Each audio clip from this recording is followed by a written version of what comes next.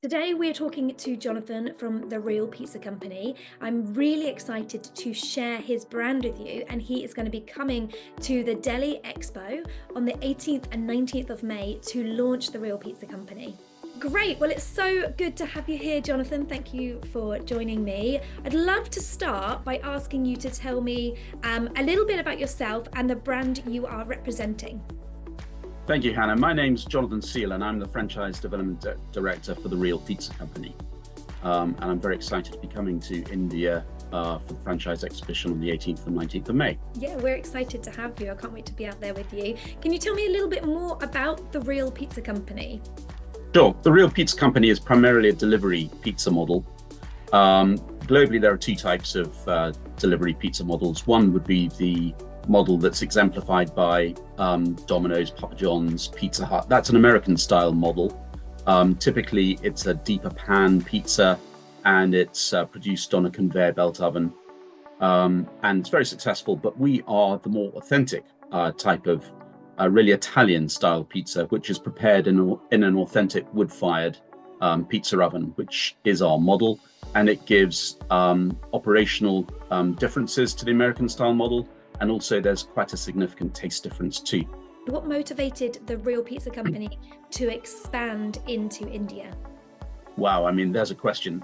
India is such an exciting, vibrant economy. It's clearly a huge opportunity for any brand, and especially for The Real Pizza Company. But beyond that, we think that there's an affinity with the market in India, really because of our authenticity. It's explicit in the name, The Real Pizza Company. We use real ingredients. We're a real product. We don't use preservatives, emulsifiers, and other processed ingredients in our food. Our dough is made from just 4 ingredients compared to maybe 18 for some of the global brands. And we think that will have an attraction in India. And particularly, possibly even with our cooking technique, it's not the same, but we think that there'll be some overlap with the cultural connection to the tandoor, for example, and the wood-fired pizza. I think will have a huge audience.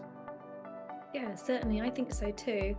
And I'm excited for the Indian market to get some restaurants open so they can trial these delicious pizzas. Once we start to build franchisees within India, can you tell me a little bit more about how you plan to support the franchisees from the UK? Sure. I mean, clearly there's a huge geographical distance and there's a time zone difference, but we're actively involved with Gaurav and his master franchise team in the preparation, for example, for the Delhi show at the end of May. And we'll continue to be there in support of the team from an operational perspective, marketing perspective, and also with regards to brand enhancements, for example, because over the 10 years we've been in existence, we've not at any point stood still. We're continuing to develop and evolve our product, and the Indian master franchise will benefit from all of that experience too. And when it comes to recruitment and selection of franchisees, which I'll hopefully talk about in a little bit more detail in a minute, we'll also be providing training for franchisees in the UK, and that will give them the opportunity for us to inculcate them in our methods, but also in particular our focus on customer service. So we'll be working hand in glove with Gaurav and his team. Brilliant, thank you so much. How do you select your franchisees? Who is your ideal franchisee, and how do you envision the selection process going ahead in India? We don't have a template for our ideal franchisee because people come in all shapes and sizes. And really what we are looking for will be for people who have enthusiasm for pizza and enthusiasm for our brand, but also will bring the necessary resources to help themselves develop their own business within India. Now, resources come in a number of different shapes and sizes. The capital background, of course, is a prerequisite, but really it also includes their own commitment. And whilst we can provide a model which has been extremely successful in the UK and will be in India, any individual business also needs to marry with the experience of the individual investor and owner of that business, and they have to bring that part to the equation as well. But with regards to the selection process, it always starts with the presentation of the business and the brand. So it's our job, first of all, to tell anyone who is interested in the Real Pizza Company about us, about our model, about the pizza. Pizza is a fairly straightforward product, but it's taken 10 years of experience and continual tweaking on our part to elevate it to an excellent product. And we want to tell people about that. We want to tell people about the background numbers, what their investment would look like, and what their expected return on investment would be. And it's only once, I think, we've been able to present the business accurately and address all of the prospective franchisees' questions that we can then move on to the next stage, which is to work out whether we are a fit for each other.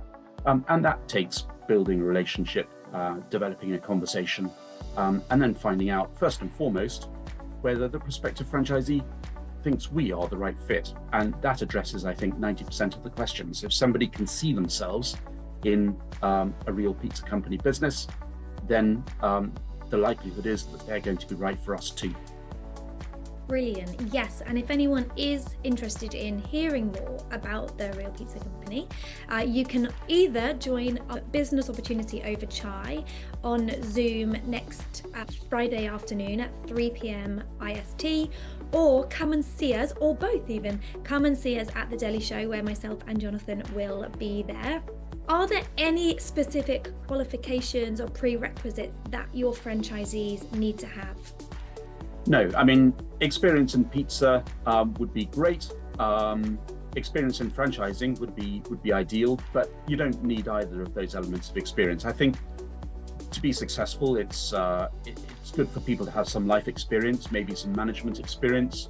Possibly successful candidates will have worked in a family business before. But as I mentioned a few moments ago, I think really the essential qualities are that people come with the enthusiasm and commitment to work in their business and drive it. And then we will marry that individual up with all of the experience that we've gained over 10 years. We will train in the UK. Training will be adaptive depending on somebody's previous experience, but would expect it would be over a 5 to 8 week period. And we'll start with the preparation of the pizza, literally stretching the dough and learning how to dress the pizza with the ingredients.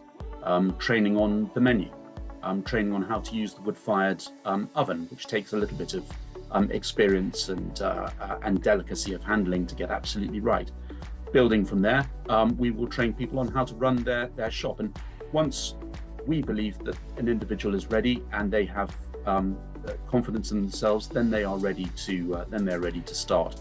So really, just coming back to the question, it's about commitment and enthusiasm and a willingness to get stuck in to drive their own business. That's what we're looking for.